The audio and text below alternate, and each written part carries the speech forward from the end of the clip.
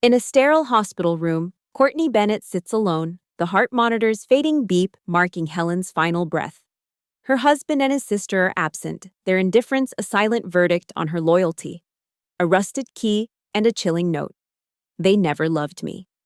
Now they will learn what it means to be forgotten. Lie in her trembling hands, unlocking a cottage filled with secrets. As Courtney steps into the unknown, the truth whispers, the family she served has betrayed her, and the battle for her worth begins now. If you've been drawn into Courtney's chilling descent into betrayal and long-buried family secrets, don't forget to subscribe to the channel and turn on the notification bell so you never miss the next chapter of this haunting story. I'd love to hear what you think. Leave your thoughts and theories in the comments below, and let's unravel this mystery together. Follow the essay. The hospital room was a sterile cocoon, its air thick with the hum of machines and the weight of unspoken farewells. Courtney Bennett sat beside her mother-in-law Helen's bed, the faint beep of the heart monitor, a fragile thread tethering life to the present. At exactly 3:42 p.m. on a Tuesday, that thread snapped, dissolving into a single, unbroken tone. Psychologically, Courtney embodied the archetype of the dutiful caregiver, her presence a quiet act of loyalty in a family that had long since abandoned such bonds. Her hand clasped around Helen's cooling fingers trembled not from grief alone, but from the dawning realization of her own isolation. I am here, she thought, but where are they? The absence of her husband Josh, his sister Rachel, and even a single message of concern carved a hollow space within her, a wound that whispered of betrayal. Outside the hallway buzzed with life families laughing, embracing, celebrating recoveries. Inside it was just Courtney, and the silence a silence that felt like a verdict on her place in the Bennett family. The archetype of the invisible supporter loomed large, her years of devotion to Josh and his kin rendered inconsequential by their absence. A nurse entered, her practice softness a balm to Courtney's quiet desperation. She asked me to give this to you, the nurse said, handing her a sealed envelope, her eyes holding a knowing compassion. Courtney's fingers shook as she took it, the weight of the paper heavier than it should have been. Helen had always been distant, her politeness a polished surface that never cracked into warmth. Yet here, in her final act, she had chosen Courtney as her confidant, a choice that stirred both curiosity and unease. Inside the envelope was a single sheet of thick stationery, a rusted key taped to the top. Below it, an address and a chilling line. They never loved me. Now they will learn what it means to be forgotten. The words were a psychological grenade, their meaning elusive yet piercing. Helen, the silent matriarch, had crafted a final message not of vengeance, but of revelation, a testament to a life overlooked. Courtney's mind reeled, the archetype of the truth-seeker stirring within her. She sat guided to a chair by the nurse as the hospital's paperwork, death certificate, personal effects piled up like artifacts of a life she barely understood. Stepping into the blinding afternoon sun, she clutched the key, its edges biting into her palm, a physical reminder of the mystery Helen had entrusted to her. That night, sleep eluded her. The key burned in her hand, its weight a question she couldn't yet answer. Josh's indifference, his distracted, "Oh, when did that happen?" when told of his mother's death, had hollowed something within her. Psychologically, this was the betrayed partner, her belief in marriage as partnership shattered by his casual dismissal. I don't owe him this, she thought, the realization sharp and liberating. By morning, she made her decision she would follow the address alone, without telling Josh. The GPS led her beyond the city through winding country roads where the air smelled of earth and possibility. A gravel driveway, nearly swallowed by overgrown bushes, ended at a rusted iron gate half open as if expecting her. The cottage beyond was small, weathered, its white paint peeling to gray like a memory fading. Wild rose bushes clawed at shuttered windows, their thorns a silent warning. This was no forgotten cabin. It was a sanctuary, loved once, then left to time. The key turned smoothly in the lock, the door opening to a world frozen in the past. Dust hung in the air, illuminated by slivers of light through half-closed curtains. Books lined shelves, a stack of photo albums sat on a coffee table, and a tea kettle rested on the kitchen counter beside a ceramic mug and an envelope labeled, "To Helen's lawyer, to be opened upon my death." Courtney's breath caught. This was Helen's true home, not the sterile assisted living room Josh had chosen. This was where her spirit lingered, and somehow she had chosen Courtney to find it. Courtney sat at the kitchen table, its worn surface scarred by years of quiet meals. The psychological weight of the moment was profound. Helen, the silent matriarch, had seen something in Courtney, perhaps her own invisibility mirrored in the younger woman's devotion. The envelope for the lawyer pulsed with significance, but Courtney left it untouched, sensing its contents would shift her world further. She chose me, she thought, the words a quiet revelation. The cottage wasn't just a house. It was a message, a story Helen had waited years to tell. The wind rustled outside the roses, scratching at the windows, and for the first time since Helen's death, Courtney didn't feel alone. She felt invited into a truth larger than herself.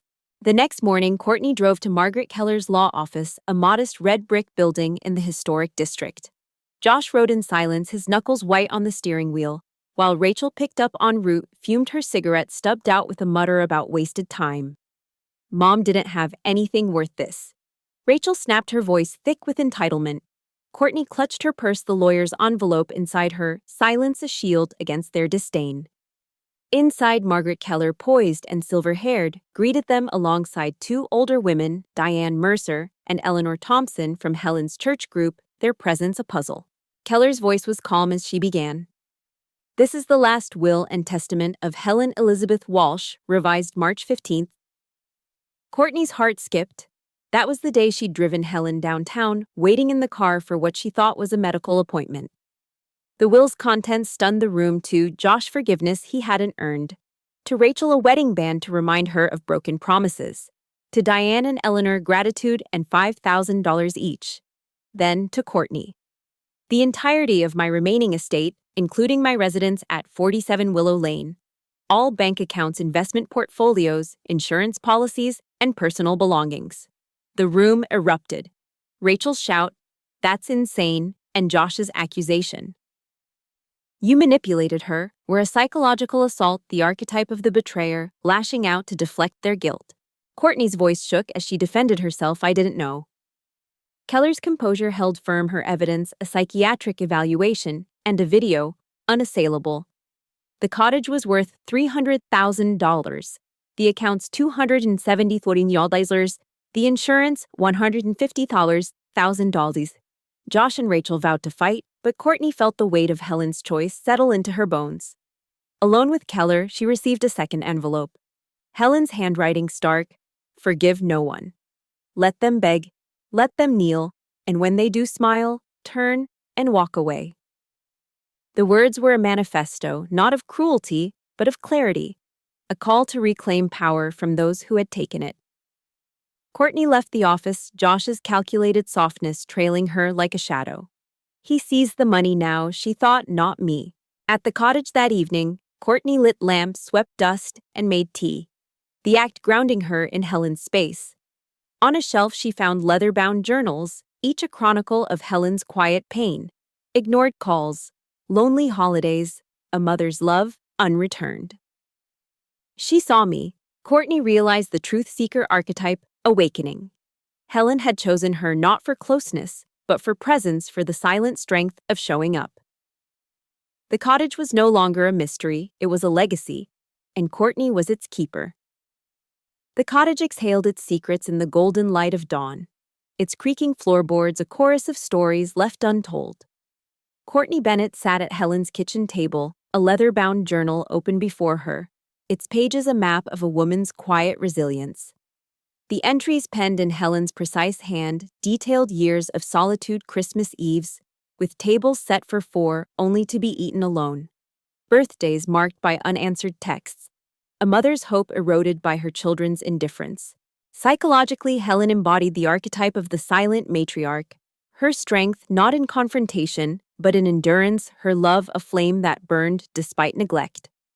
Courtney's fingers traced the words, her heart a tangle of empathy and anger. I was there too, she thought, waiting for Josh to see me, to show up. The parallel was a mirror reflecting her own invisibility in a marriage that demanded her presence but never her worth. The journal's final entry, dated a month before Helen's death, was a confession. Courtney drove me today. She waited, never asking why. She's the only one who doesn't demand pieces of me. The words landed like a stone in Courtney's chest, stirring the archetype of the unseen ally. Helen had noticed her not as a daughter-in-law, but as a kindred spirit, someone who understood the weight of being needed, yet unseen. The psychological resonance was profound. Courtney's loyalty, once a reflex, now felt like a bridge to a woman who had chosen her as the vessel for her truth. The cottage with its dust and roses was no longer just a house, it was a sanctuary where Helen's voice could finally be heard. Outside, the wild roses scratched at the windows, their thorns a reminder of beauty laced with pain. Courtney's phone buzzed. Josh, his voice falsely soft. "Hey, you okay out there? Maybe we should talk." The calculated gentleness was a mask, the archetype of the opportunist, emerging as he sensed the wealth now tied to her name. She didn't respond. The psychological shift was seismic. The dutiful caregiver was fading, replaced by the truth seeker, driven not by duty, but by a need to honor Helen's legacy. She found a wooden chest under the bed, its brass latch tarnished, but intact. Inside, letters from Ben, Helen's late husband, revealed a love steadfast, but shadowed by their children's coldness.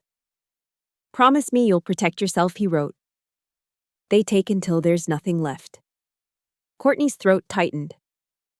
"They took from me too." The letters were a chronicle of sacrifice. Ben's words echoing Helen's journals, Josh's calls for money. Rachel's dismissive visits, a family that saw their parents as resources, not people. Courtney's hands shook as she tied the ribbons back, the weight of their neglect pressing against her own. The archetype of the betrayed partner surged, her marriage a mirror of Helen's loneliness. Josh's indifference at the hospital, his distracted at his mother's death, was not a lapse, but a pattern. I was invisible to him, she realized, just as Helen was to them. The cottage with its frozen time was a space where truth could no longer be ignored. Courtney's next move was deliberate. She contacted Margaret Keller, requesting a meeting to discuss the estate's legalities. Keller's office was a haven of order, its red brick exterior and creaking sign a contrast to the chaos of Courtney's emotions. "Helen's wishes are airtight," Keller said, sliding a folder across the desk. "But Josh and Rachel are consulting attorneys to contest the will." Courtney nodded, unsurprised. The archetype of the betrayer was predictable, their outrage a defense against their own guilt. Keller handed her a USB drive. "Helen left this for you. A video recorded with her psychiatrist present. She wanted you to have it if they fought back." Back at the cottage, Courtney plugged the drive into her laptop, her pulse quickening. Helen's face appeared frail but resolute, her eyes sharp with intent. "Courtney," she began, "you were there when no one else was. You sat with me not for gain, but because you chose to. My children forgot me, but you remembered." Her voice cracked not with weakness, but with clarity. "This cottage, my accounts, my things, they're yours because you understand what it means to be unseen. Don't let them take it. Don't let them take you." The screen faded, but Helen's words lingered, a psychological anchor. Courtney's eyes burned, not with tears, but with a fire kindled by recognition. She saw me, she thought, when I couldn't see myself. The next day, Rachel's email arrived, venomous and sharp. "You played the good daughter-in-law, didn't you? Enjoy your stolen money while it lasts." The accusation was a psychological strike, projecting Rachel's greed onto Courtney's integrity. Courtney forwarded it to Keller, her fingers steady. The truth seeker was no longer swayed by guilt or doubt. She was arming herself with evidence. Josh called next, his tone conciliatory. "Let's meet, sort this out as a family." The word family stung, a hollow promise from a man who had never shown up. "He wants the money," she thought, "not me." She let the call go to voicemail, her silence a reclamation of power. Courtney returned to the journals, finding an entry from 2 years prior. "Courtney brought soup when I was sick. She didn't ask for thanks. Josh didn't call." The simplicity of the observation was a blade cutting through the illusion of her marriage. Psychologically, this was the archetype of the awakened, the moment when denial gives way to clarity. Courtney's loyalty had been a one-way street, her presence a convenience for Josh and Rachel to exploit. Helen's gift was not just an estate, but a mirror forcing Courtney to see her own worth. I was enough for her, she realized, and I'm enough for myself. By evening, she began cleaning the cottage not as a chore, but as a ritual. She dusted shelves, sorted books, and opened windows to let the air breathe.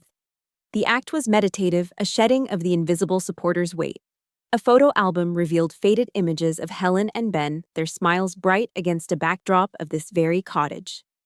One photo showed a young Josh and Rachel laughing, unaware of the legacy they'd squander. Courtney's heart ached not for them, but for the woman who had loved them despite their neglect. The archetype of the silent matriarch was not weak, it was a fortress, and Helen had passed its keys to her. A knock at the door startled her. A neighbor, an older man with weathered hands, stood there, his eyes kind but cautious. "You're Helen's daughter-in-law?" he asked. Courtney nodded, wary. "She told me you might come, said to give you this if you did."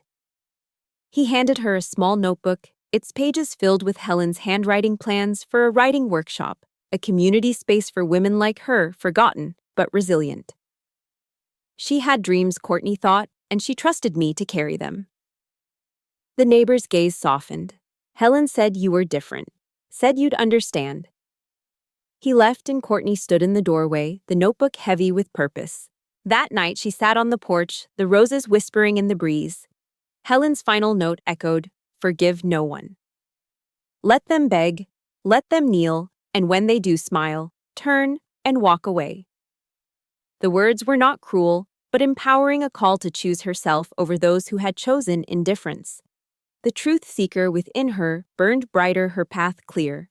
She would protect Helen's legacy not just for the cottage or the money, but for the truth it held, a truth that demanded to be seen. The cottage's walls seemed to hum with Helen's presence. Each creak of the floorboards, a whisper of her unyielded spirit. Courtney Bennett sat cross-legged on the rug, surrounded by journals and letters, their pages a tapestry of a woman's quiet defiance against neglect. The latest journal entry, dated weeks before Helen's death, read, "Courtney stayed late at the hospital today. She didn't ask for gratitude, just held my hand. I see her strength even if she doesn't." Psychologically, Helen's words cast Courtney as the archetype of the unseen ally, her loyalty a silent rebellion against a family that saw her as a prop. The realization was a blade cutting through the fog of Courtney's self-doubt. I was her witness, she thought, and she was mine. The cottage, with its dust-laden air and rose-scratched windows, was no longer a relic, but a stage for truths long buried. The morning sun filtered through the curtains, illuminating a small wooden box Courtney found tucked behind a bookshelf. Inside were keepsakes, a locket with Ben's photo, a pressed rose, and a note in Helen's hand, "For Courtney when you're ready to see." The locket felt warm, as if it carried Helen's pulse. The psychological weight of being chosen not as a daughter-in-law but as a confidant stirred the archetype of the truth seeker within her. Helen had seen Courtney's worth when Josh and Rachel had not, and this gift was a call to action to unearth the full scope of their betrayal. The note's promise lingered, "When you're ready to see," and Courtney felt a spark of readiness, a fire kindled by years of being overlooked. Her phone buzzed, shattering the quiet. Josh's message was curt. "We need to talk about the will. Meet me at the house tonight." The calculated urgency was unmistakable, the archetype of the opportunist cloaked in familial concern. Courtney's fingers hovered over the screen, then stilled. "He doesn't get to summon me anymore," she thought, the betrayed partner giving way to the awakened. She texted Margaret Keller instead, arranging to deliver the notebook from the neighbor and the locket, sensing their importance in the legal battle ahead. Keller's response was swift. "Bring everything." They filed a motion to contest. The psychological stakes were clear. Josh and Rachel were not just fighting for money, but to rewrite Helen's truth, to erase Courtney's place in it. Courtney drove to the city, the cottage's roses fading in her rearview mirror. Keller's office was a fortress of calm, its red brick walls a bulwark against the storm brewing outside. Josh and Rachel claim Helen was coerced. Keller said, her silver hair glinting under the desk lamp. "They're alleging you manipulated her during her hospital stay." The accusation was a psychological assault, projecting their greed onto Courtney's loyalty. She slid the notebook and locket across the desk, her voice steady. "Helen planned this for years. She knew they'd fight." Keller's eyes softened, recognizing the weight of Courtney's resolve. "The video and psychiatric evaluation are strong, but these," she touched the notebook, "show intent. Helen was deliberate." Back at the cottage, Courtney found another journal, its pages detailing Helen's visits to the cottage as an escape from Josh's demands and Rachel's disdain.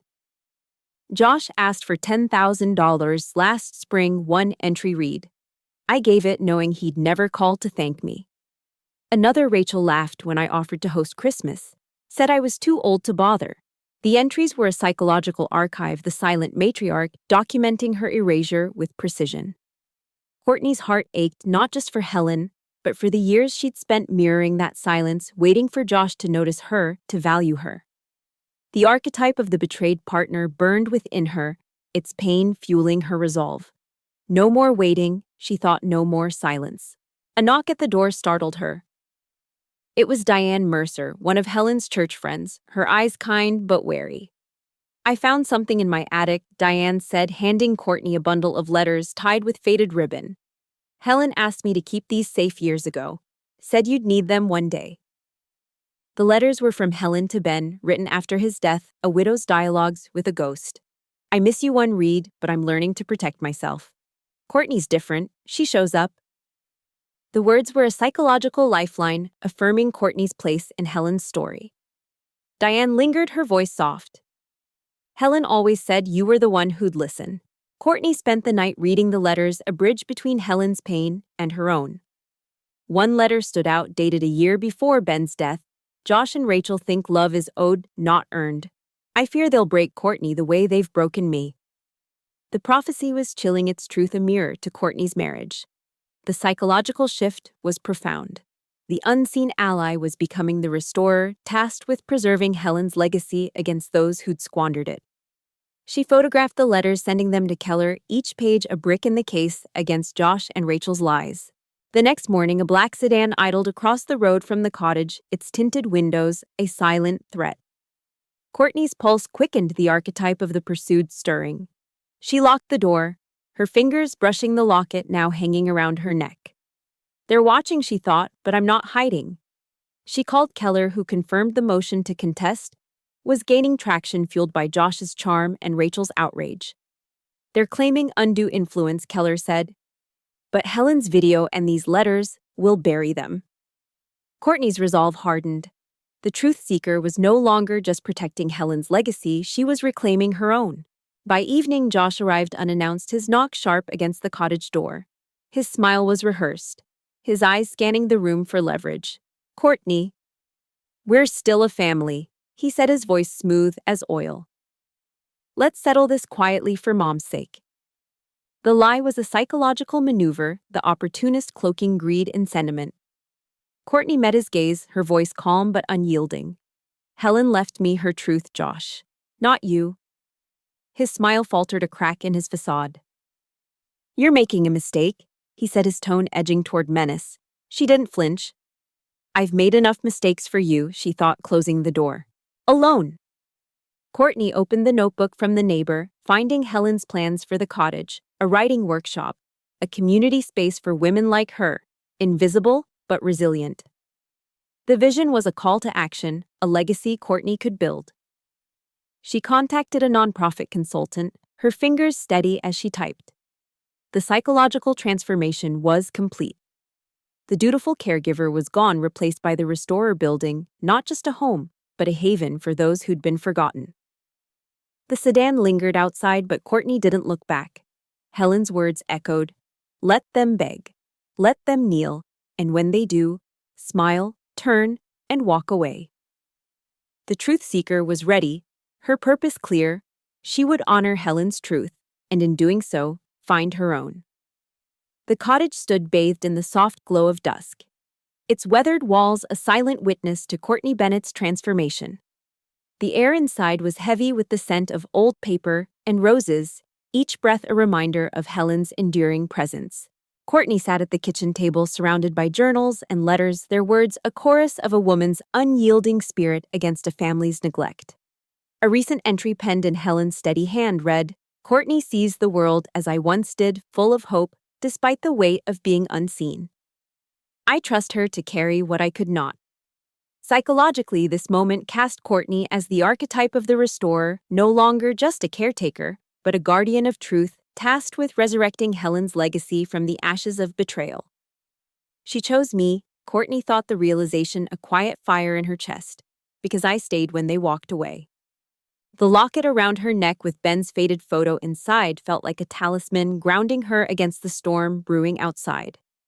Josh and Rachel's motion to contest Helen's will had escalated their lawyers, spinning a narrative of coercion that painted Courtney as a schemer.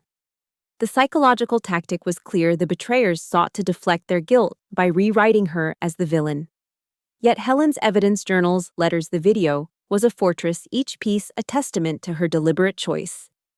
Courtney's fingers brushed the locket, her resolve hardening. The archetype of the truth-seeker burned within her, driven not by vengeance, but by a need to honor the woman who had seen her worth when her own husband had not. Her phone buzzed a message from Rachel. "You'll regret this.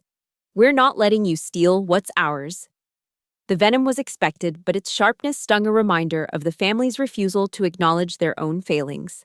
Courtney forwarded it to Margaret Keller, her hands steady.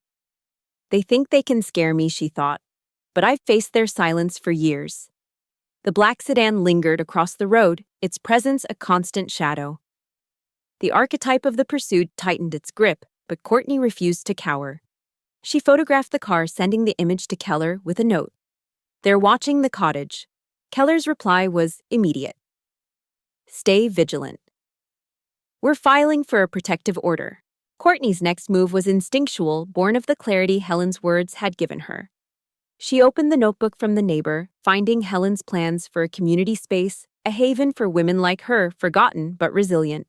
Sketches of reading rooms, notes on writing workshops, and budgets for volunteer programs filled the pages, each idea a spark of Helen's unfulfilled dreams. The psychological weight was profound. Helen had not just left Courtney an estate, but a purpose, a call to build something lasting. "I can do this," she thought, for her, for me, for every woman who's been erased. She contacted the nonprofit consultant again, outlining a plan to restore the cottage as a community center, her voice steady as she spoke. By afternoon, she drove to Keller's office, the red brick building, a beacon of order amidst the chaos. Keller's eyes were sharp behind her glasses. "Josh's attorney is pushing hard," she said, sliding a legal brief across the desk. "They're claiming Helen was mentally unfit, but her psychiatrist's report and video are ironclad." Courtney handed over the photographed letters and notebook, each page a nail in the coffin of their lies. "Helen planned this for years," Courtney said, her voice calm but resolute. "She knew they'd fight, and she chose me to fight back." Keller nodded, her expression one of quiet respect. "You're not just fighting for her, Courtney. You're fighting for yourself." Back at the cottage, Courtney found a hidden compartment in the wooden chest, revealing a small journal marked "Private." Its pages were a raw confession: "I gave them everything, my time, my love, my hope, and they took it without a glance. Courtney is different. She stays even when it hurts." The words were a psychological mirror reflecting Courtney's own years of devotion to Josh, only to be met with indifference. The archetype of the betrayed partner surged, but it was tempered by the restorer's resolve.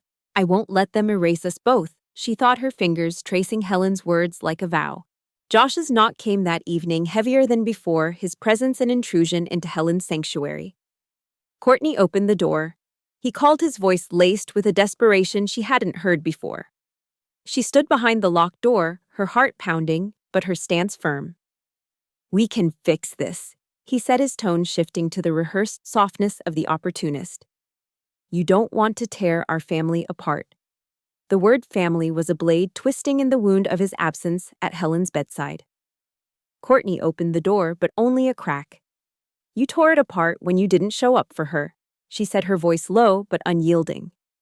"This isn't your home anymore." His eyes narrowed, a flicker of anger breaking through. "You'll lose everything if you keep this up." She closed the door, her silence louder than his threats. The next morning, Diane Mercer returned, her arms full of old church records Helen had entrusted to her. "She wanted you to have these," Diane said, her voice soft.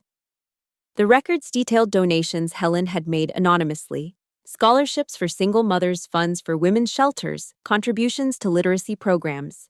She was building this all along, Courtney realized, and no one noticed. The psychological weight of Helen's generosity hidden from her own children was a testament to her strength. Courtney photographed the records, sending them to Keller, each one a piece of Helen's legacy that Josh and Rachel could never claim. By evening, a new email arrived from an anonymous account: "Drop the case or you'll regret it." The threat was a psychological strike designed to exploit her fear of isolation.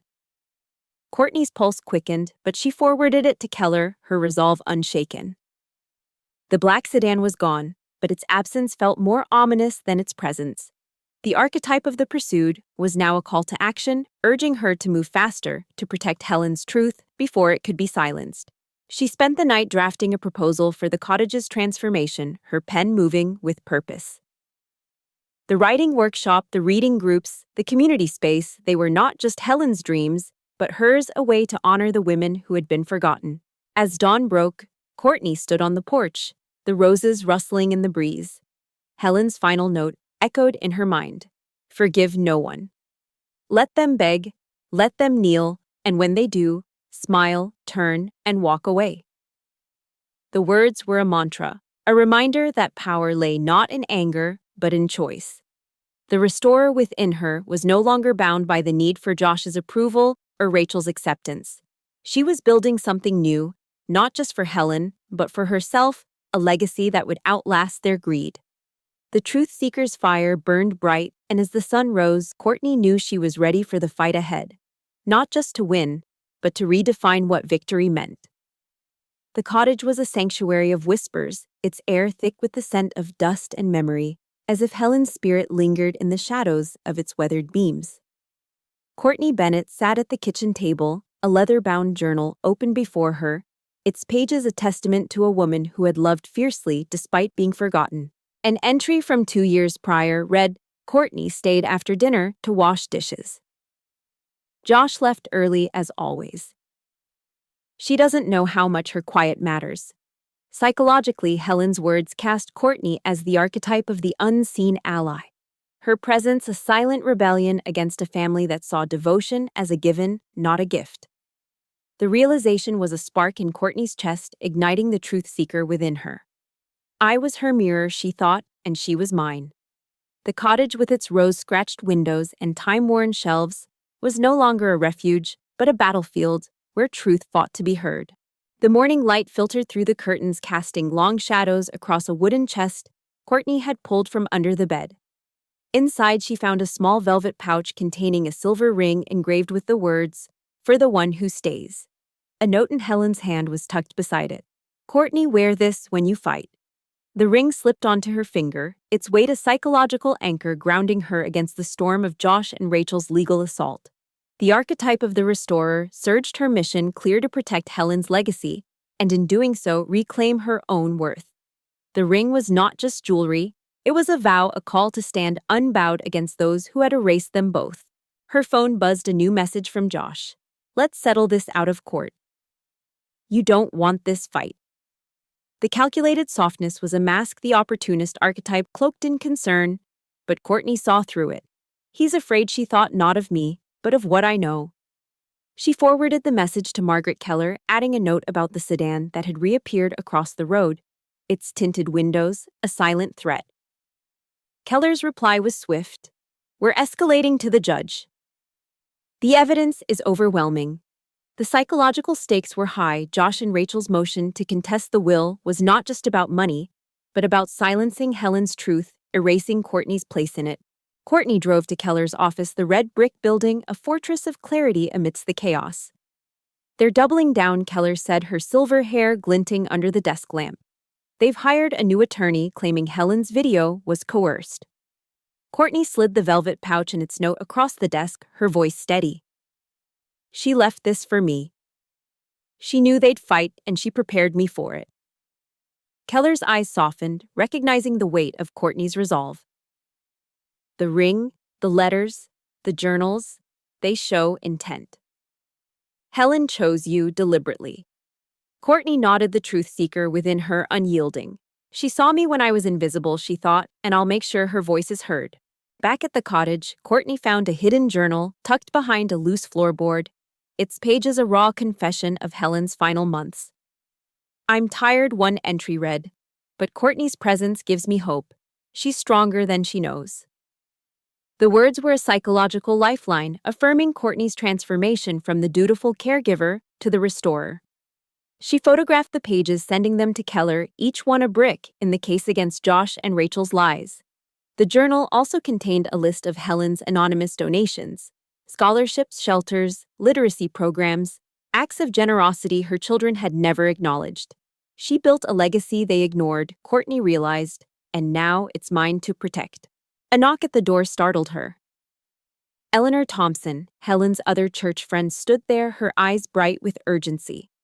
"Helen gave me something else," she said, handing Courtney a small USB drive. "She said it was for you if things got bad." The drive contained audio files, Helen's voice steady and clear, dictating her wishes to Keller during the will's revision. "Courtney is my choice," Helen said in one recording. "She stayed when my children did not. This is not revenge, it's justice." The words were a psychological thunderclap, shattering the narrative of coercion Josh and Rachel had spun. Courtney's hands trembled as she saved the files to her encrypted drive, her resolve hardening. They can't silence her now. Josh's next call came at midnight, his voice sharp with desperation. "Courtney, you're tearing us apart. Let's talk, please." The plea was a psychological maneuver, the opportunist grasping for control. She let it go to voicemail, her silence a shield.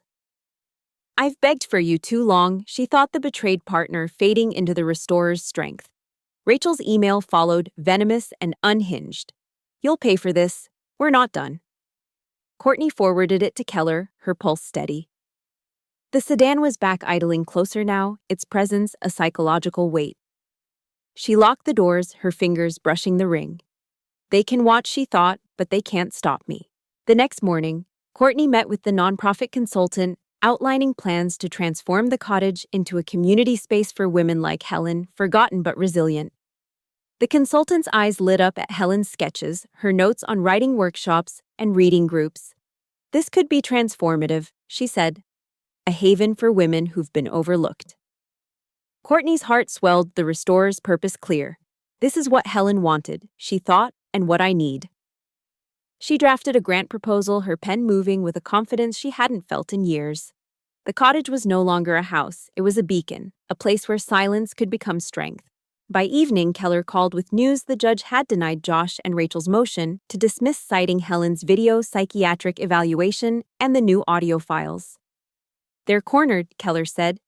"The trial's set for next month." Courtney exhaled, the weight of validation settling into her bones. The truth seeker had built an unshakable case, but the pursued lingered, wary of the sedan's shadow. She found another journal entry that night. "Courtney doesn't know her own power. I hope she finds it before they break her." The words were a call to arms, urging her to stand firm. As she sat on the porch, the roses rustling in the breeze, Helen's final note echoed, "Forgive no one. Let them beg, let them kneel, and when they do, smile, turn, and walk away." The mantra was a psychological shield, empowering Courtney to choose herself over those who had chosen indifference. The restorer within her was building not just a community space, but a life free of their shadows. The sedan's engine hummed in the distance, but Courtney didn't flinch. The truth seeker was ready, her purpose a fire that no threat could extinguish. She was no longer the invisible supporter, waiting for validation. She was the keeper of Helen's truth and her own. The Alexandria courtroom was a crucible of truth, its marble walls and polished benches a stark contrast to the raw emotion pulsing within Courtney Bennett. She stood at the witness stand, the silver ring on her finger glinting under the fluorescent lights, a silent vow from Helen Walsh, the silent matriarch who had entrusted her with a legacy of clarity. Psychologically, Courtney embodied the archetype of the victorious restorer, her journey from the invisible supporter to the truth seeker culminating in this moment. The air was thick with anticipation. The gallery a mix of reporters, veterans, and women from Helen's church, their eyes fixed on Courtney as if she carried their stories too. "I am here," she thought, "not for them, but for her and for me." The weight of Helen's journals, letters, and audio files anchored her, a testament to a woman who refused to be erased. The prosecutor, Margaret Keller's colleague, began with a measured tone. Ms. Bennett, please explain why Helen Walsh chose you as her heir. Courtney's voice was steady, a blade forged in years of silence. Helen saw me when no one else did. She left me her estate because I stayed through her illness, her loneliness, her death, when her children did not. The words landed like a verdict, the courtroom stirring with murmurs. She detailed the forged narratives Josh and Rachel had spun, their claims of coercion, unraveling against Helen's meticulous evidence, the video, the psychiatric evaluation, the audio files, the journals. The archetype of the betrayer sat across the aisle. Josh, his charm faded. Rachel, her defiance crumbling. Both unable to meet her gaze. Keller presented the evidence with precision. Helen's video, her voice resolute as she named Courtney her heir. The letters to Ben chronicling a family's neglect. The audio files confirming her intent. Josh's attorney tried to counter, alleging undue influence, but Courtney's testimony was unshakable. Helen was of sound mind, she said, her voice rising with quiet power. She chose me because I showed up not for money, but for her. The gallery exhaled a collective acknowledgement of her truth. The psychological resonance was profound. Courtney was not just speaking for herself, but for every woman who had been overlooked, her words, a rallying cry for the unseen. The archetype of the restorer shone her clarity, dismantling the lies her in-laws had built. Rachel's outburst broke the silence. "She's lying," she shouted, her face flushed. Mom was confused, manipulated. The judge's gavel silenced her, but the veterans in the back, women with weathered faces and steady nods, leaned forward, their presence a silent endorsement. Courtney met their eyes, her heart swelling. "They see me," she thought, just as Helen did. The prosecutor concluded, "The evidence is clear. Helen Walsh's will was deliberate, her choice unequivocal. The defendant's claims are baseless." The judge recessed, her ruling imminent, but Courtney felt the weight of validation already. The truth seeker had spoken, and the world had heard. Outside, the press swarmed, but Courtney's focus was on Diane and Eleanor, Helen's church friends waiting by the steps. "You did her proud," Diane said, her eyes bright with tears. Eleanor handed her a small prayer card, Helen's handwriting on the back, "For Courtney, who carries my light." The gesture was a psychological anchor tethering Courtney to a community that valued her presence. Josh approached, his face a mask of defeat cloaked in charm. "Courtney, we can still fix this," he said, his voice soft but hollow.